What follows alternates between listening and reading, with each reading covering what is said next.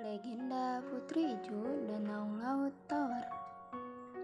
Zaman dahulu kala, ada seorang gadis yang berasal dari Gayo, lebih tepatnya Kampung Not, yang sekarang disebut dengan Kampung Lindung Bulan 2 di Kecamatan Bintang.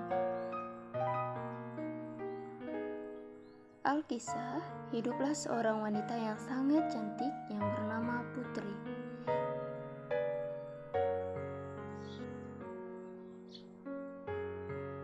Pada suatu hari, datang seorang pemuda dari luar daerah. Pemuda tersebut bertemu dengan Putri. Ternyata pemuda tersebut menyukai Putri. Akhirnya, pemuda ini melamar Putri dan akan mengadakan pesta pernikahan. Sesuai dengan adat setempat, sebelum mengadakan akad nikah, pengantin harus pergi ke danau untuk dibersihkan.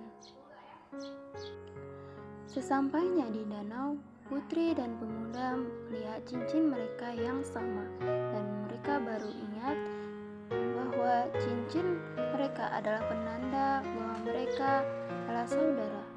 Putri ingin membatalkan pernikahan tersebut, tapi keluarga Putri akan malu dengan semua orang yang ada di kampungnya karena persiapan pernikahannya sudah dibuat semeriah mungkin. Akibat dia malu akan menikahi saudaranya sendiri, Putri pergi berlari ke tepi danau. Setelah sampai di pinggir danau, Putri duduk di pinggir danau di atas kayu yang sudah tumbang. Dia merasa menyesal, dia malu akan apa yang terjadi.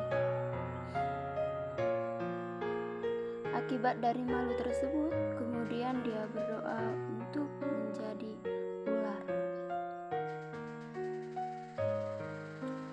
Setelah itu, Putri berubah menjadi ular hijau.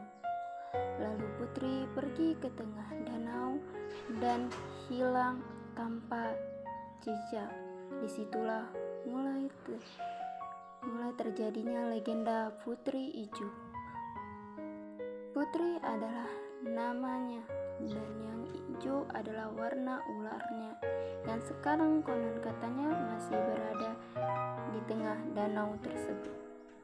Penduduk setempat mengatakan bahwa Putri Ijo akan keluar pada saat hari Jumat